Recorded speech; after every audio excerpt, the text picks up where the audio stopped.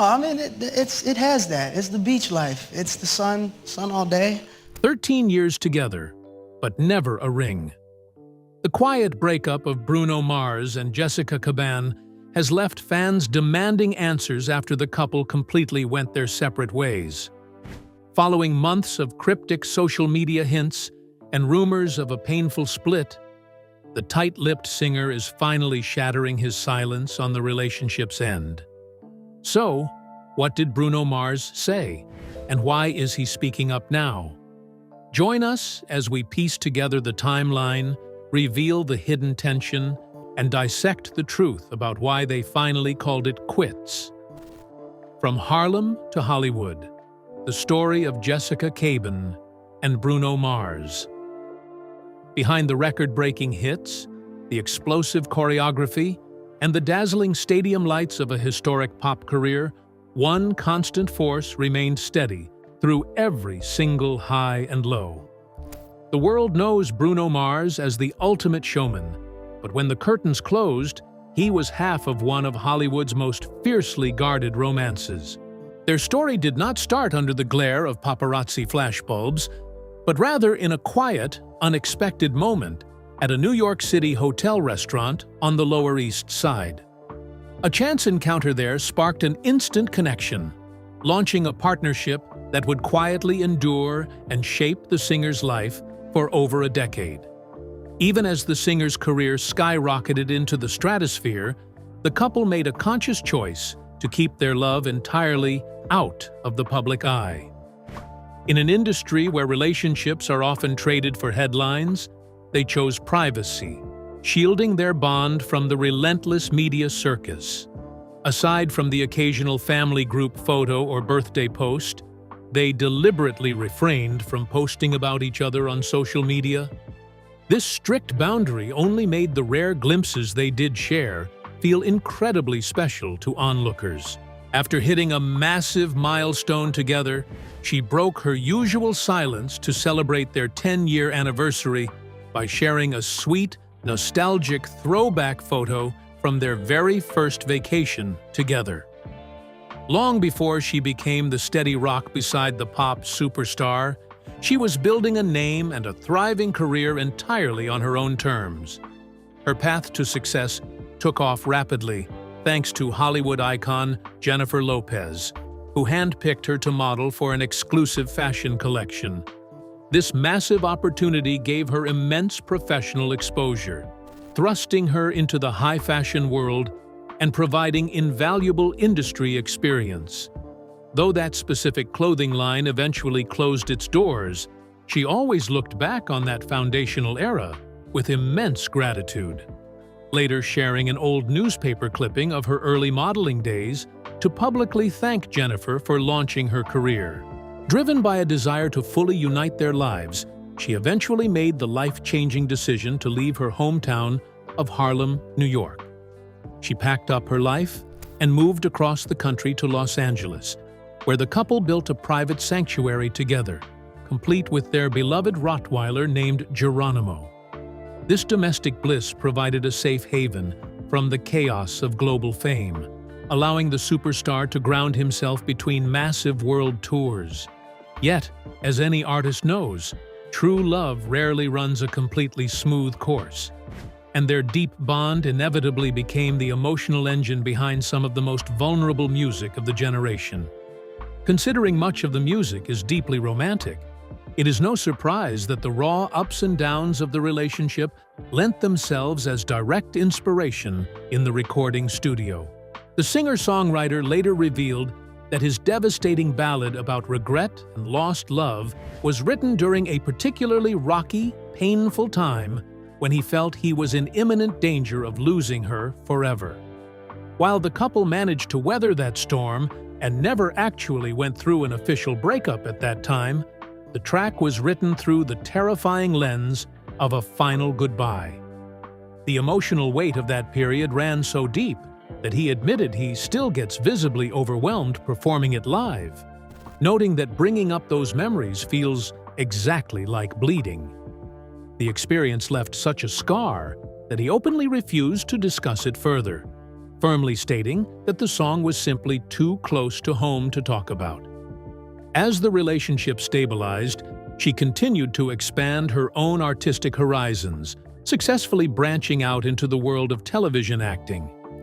She landed her first major role on a hit network series, playing a friendly hotel employee named Sonia for several seasons. In a beautiful collision of their two professional worlds, her famous partner made a guest appearance as a musical performer in the show's season finale, where she could be seen smiling proudly in the crowd during a wedding scene. She celebrated this massive career milestone on social media, expressing immense gratitude for the opportunity while posing in front of her set trailer.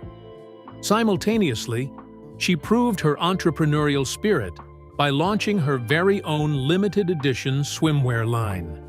The creative collection featured striking bikinis and one-pieces, with each unique design named after iconic characters from a classic musical.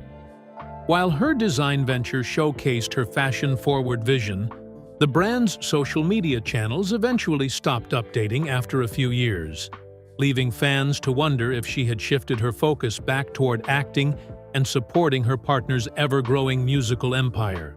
Through every new venture and every sold-out arena, the question of marriage constantly loomed over the couple, yet they never felt any rush to walk down the aisle. During a candid interview, when asked directly if a proposal was on the horizon, the singer fiercely defended their unique dynamic. He explained that she was already his best friend and his absolute rock, questioning why anything needed to change when they were already completely happy with the way things were. Their happiness did not require a marriage certificate, nor did it require the validation of Hollywood's elite red carpets, which they skipped almost entirely. Quick pause. Something I want to share with you. Most people aren't afraid of forgetting small things. They're afraid of where small things lead. If that fear is somewhere in the back of your mind, researchers now have a very specific explanation for why cognitive decline happens. And it's not the explanation most people expect. Go to brainresearchreport.com or click the link in the description below. Please go and read it. Understanding this genuinely changes what you can do about it. Now, back to the video. The sole glittering exception to their low-profile lifestyle was the Grammy Awards, where she accompanied him a total of 3 times to celebrate his historic musical triumphs. She walked proudly by his side through multiple ceremonies, most notably on the historic night he swept the awards and took home 6 trophies. While accepting the prestigious award for Record of the Year, the singer looked directly at his longtime partner and gave her a deeply moving public tribute, calling her his lady, expressing his love, and thanking her for being his absolute rock throughout the entire creative process. It stood as a beautiful testament to a long journey built on fierce loyalty, shared dreams, and a love that survived the toughest tests of fame. The secret Rita Ora and Bruno Mars love story you didn't know about. https://www.legit.ng/is-Bruno-Mars-married-a-personal-life/ before the world-conquering stadium tours and the Diamond-certified records, Bruno Mars was navigating the turbulent waters of early fame alongside some incredibly talented women. Between the years of 2009 and 2011, the budding superstar was heavily linked to dancer and music video model Chanel Malvar. When their paths first crossed, they were a match made in creative heaven, frequently collaborating on joint performances that electrified audiences and showcased their undeniable chemistry. However, after 2 years of intense history, the couple ultimately decided to go their separate ways, prompting her to shift gears entirely. She pivoted away from backup dancing to aggressively pursue a solo career, eventually carving out a highly successful path as a television actress. Thankfully, the demise of their romance did not mean the end of their connection, and they managed to transition into a supportive, lasting friendship. Yet, Hollywood insiders have always whispered that the timeline of that particular breakup might have been heavily influenced by another rising star. Around that exact same period, Bruno was secretly entangled with a young songstress named Rita Ora. Their very first encounter occurred during one of his early concerts in London, sparking an instant connection despite a noticeable age gap. She was just 18 years old and getting her start in the music business, while the future chart topper was already 24 years old. Despite the immediate sparks, the romance faced major uphill battles from the very beginning, leading to a definitive split. She later shared that the age difference made navigating a serious partnership incredibly challenging, while he admitted that the brutal long distance between their respective home bases put a permanent strain on their bond. Despite the heartbreak of going their separate ways, the two musicians managed to salvage a remarkably close bond and remain excellent friends. She has been incredibly vocal about her time with the superstar, frequently expressing immense gratitude for the moments they shared during those foundational years. She heavily credits him with supporting her early creative vision and assisting her behind the scenes with her music career. Furthermore, her admiration for his artistry has never waned, and she openly praises him as a brilliant musician and an incredibly gifted songwriter who continues to serve as a massive source of personal inspiration. The hidden origins of Bruno Mars, from Little Elvis to global superstar. Long before he was breaking global records and sweeping the Grammy Awards, the man the world knows as Bruno Mars was just a young boy named Peter Gene Hernandez, trying to find his footing. Born in Honolulu, Hawaii, his entry into the world was deeply rooted in a rich blend of cultures, with a father from Brooklyn of Puerto Rican and Ashkenazi Jewish descent, and a mother who had immigrated from the Philippines, boasting Filipino and Spanish ancestry. It seemed almost destined that he would inherit an artistic soul, considering his parents actually met while performing in the exact same show, where his mother graced the stage as a talented hula dancer and his father kept the rhythm as a percussionist. The legendary moniker that would eventually define his career came early, when his father nicknamed the 2-year-old toddler Bruno, because the chunky little boy bore a striking resemblance to the famous professional wrestler Bruno Sammartino.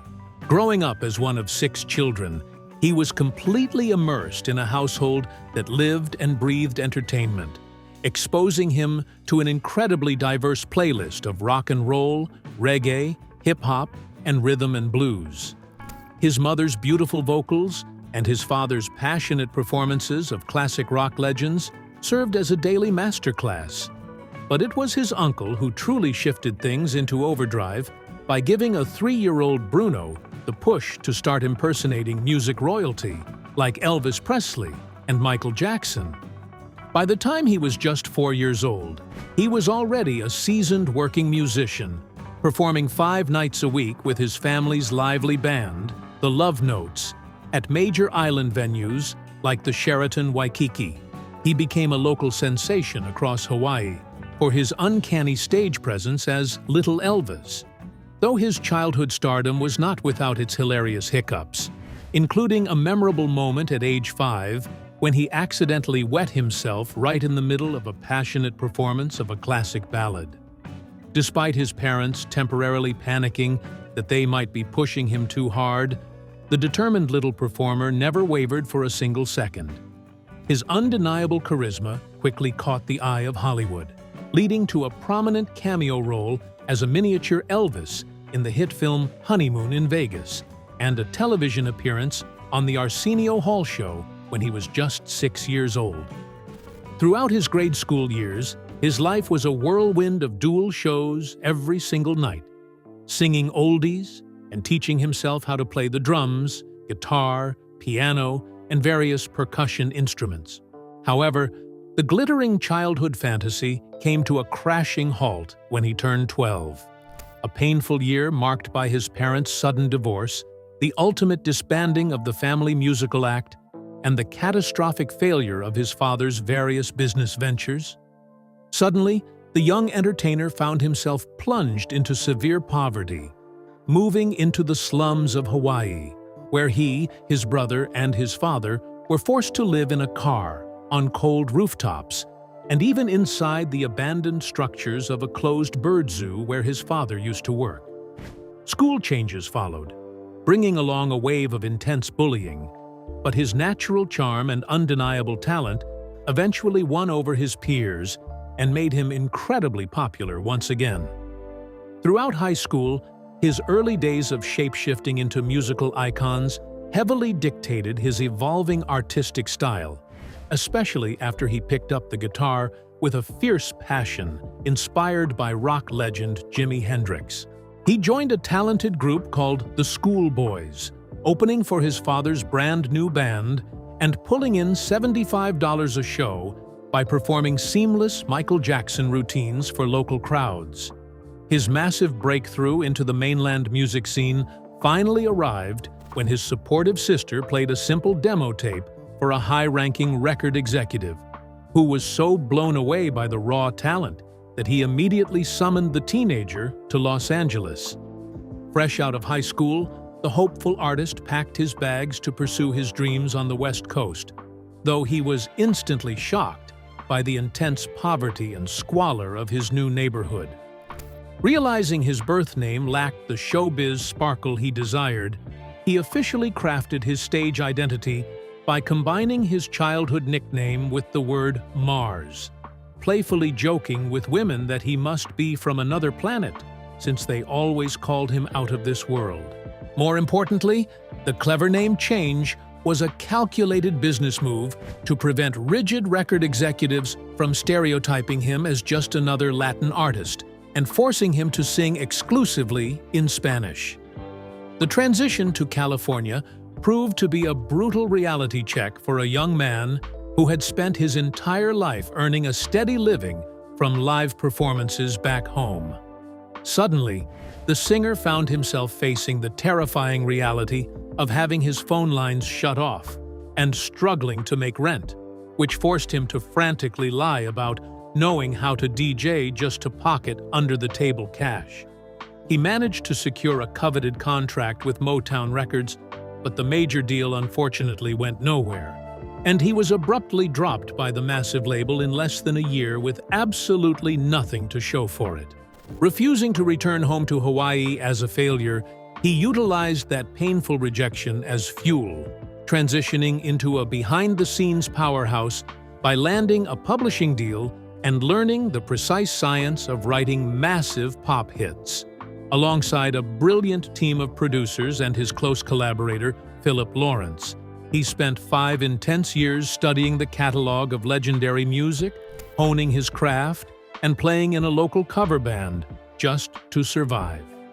After years of relentless grind, endless label rejections, and developing his unique identity, his undeniable genius caught the attention of Atlantic Records, setting the stage for a global takeover that would permanently alter the landscape of modern pop music. The $20,000 song that saved Bruno Mars's career. Just when the financial walls were closing in and the dream felt completely out of reach, a single telephone call changed everything for the struggling musicians. In the depths of 2008, prominent industry figure Brandon Creed reached out to the duo looking for fresh material for a highly anticipated Menudo reunion project. He fell absolutely in love with a vulnerable track titled Lost, which the singer had originally written for his own solo career, and eagerly purchased the song for a cool $20,000. That critical influx of cash injected immediate life back into their bank accounts, giving the creative team the financial freedom to keep working and pushing them toward a definitive career pivot into writing and producing powerhouse hits for other mainstream artists. Recognizing the undeniable genius behind that first transaction, Brandon Creed stepped up to become the singer's dedicated personal manager, launching a wildly successful professional partnership that would span nearly a decade. Before he ever dominated the global charts as a front-facing megastar, the gifted entertainer spent years working behind the scenes as a studio mastermind, carefully crafting hits for massive names like Alexandra Burke, Adam Levine, Brandy, Sean Kingston, and Kanan. He always points to the 2009 smash single Right Round by Flo Rida as the monumental turning point where he and his team received their very first taste of what could happen when they had 100% control over a massive pop hit. From there, the creative momentum was absolutely unstoppable as he co-wrote and lent his smooth background vocals to British girl group Suga Babes, jumped on tracks for the Far East movement, and graced a beautiful charity single with Travie McCoy.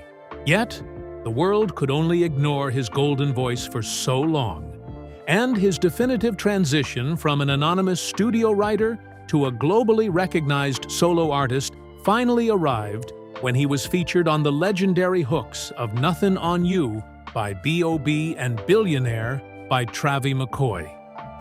Both infectious tracks skyrocketed straight into the top 10 across multiple global charts, with the massive B.O.B. collaboration securely claiming the #1 spot on the prestigious United States Billboard Hot 100.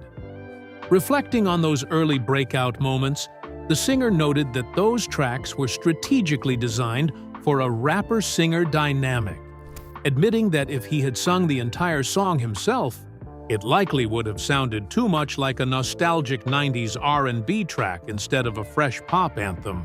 Seizing on that massive wave of public interest, he finally dropped his debut extended play in May of 2010, which gave listeners a thrilling taste of his solo identity and featured a star-studded music video alongside CeeLo Green and B.O.B.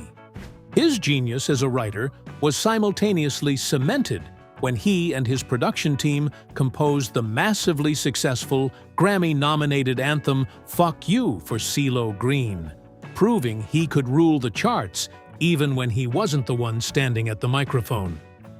5 months after his initial extended play hit the airwaves, the musical landscape changed forever with the release of his debut full-length studio album, Doo-Wops and Hooligans.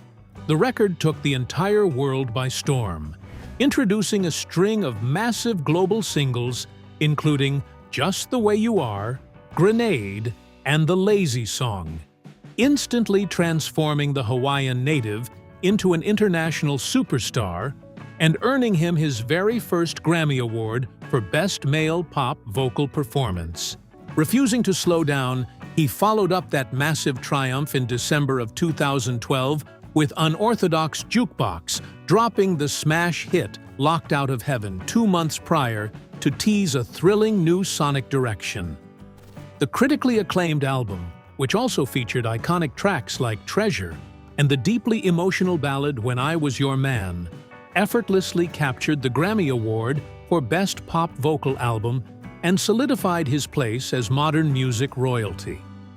His golden touch reached an entirely new level of global saturation in 2014 when his incredibly versatile vocals were featured on the massive single Uptown Funk, a collaborative masterpiece with British producer Mark Ronson. The track beautifully channeled 1980s funk and classic R&B, becoming a historic worldwide phenomenon that dominated the airwaves and deservingly took home the coveted Grammy Award for Record of the Year.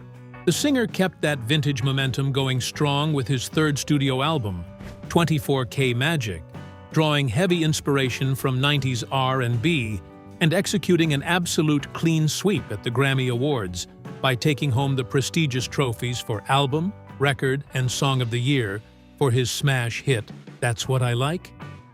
Constantly looking for new ways to innovate his sound, he later teamed up with the incredibly talented Anderson, packed to form the retro supergroup Silk Sonic, dropping a stunning collaborative album that birthed the chart-topping sensation Leave the Door Open and earned them multiple major Grammy trophies.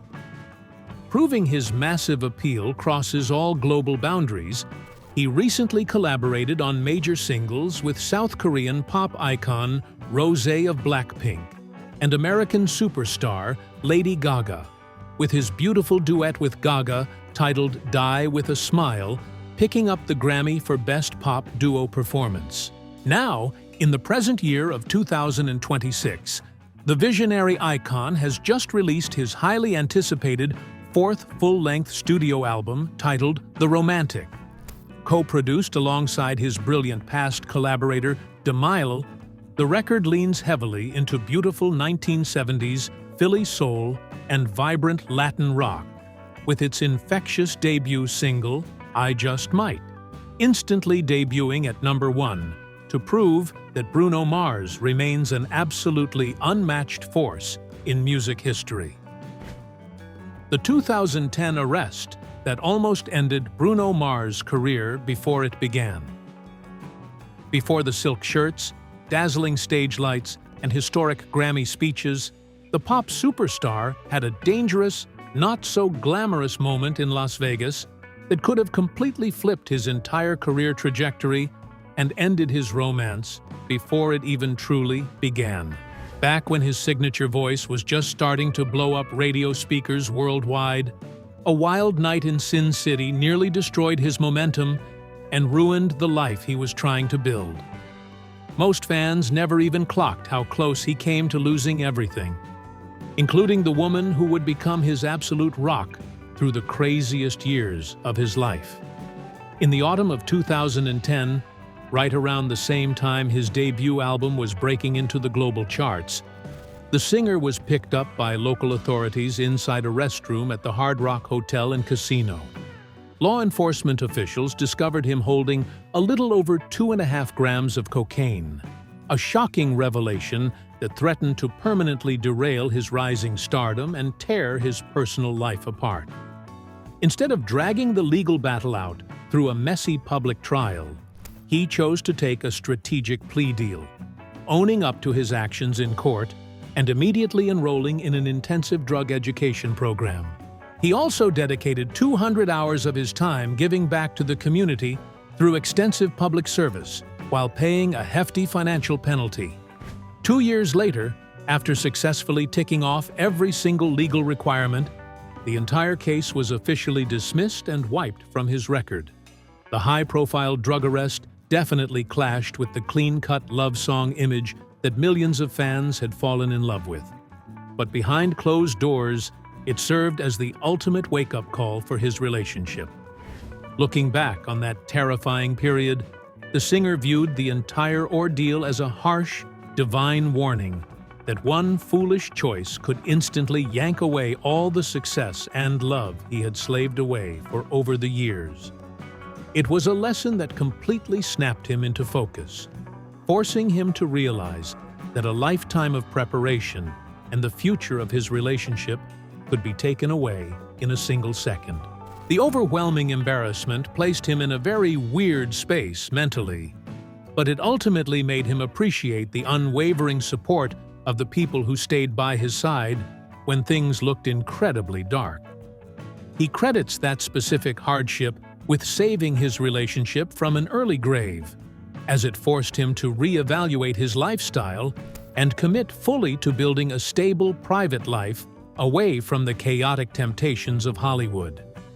He knew he had a woman at home who believed in his genius, and the thought of causing her further public humiliation or losing her love entirely drove him to leave the wild party scene behind for good.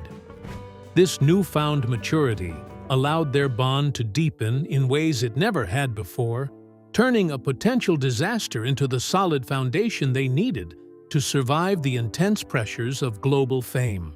Instead of breaking them apart, the shared trauma of the scandal brought them closer together, teaching them how to shield their love from the outside world and focus entirely on their shared future. Since that pivotal turning point, The entertainer's life has been completely free of major scandals, focusing instead on pure creative growth and rewriting music history. He channeled all of that focused, grounded energy directly back into the recording studio, dropping a relentless string of massive global bangers that dominated the airwaves.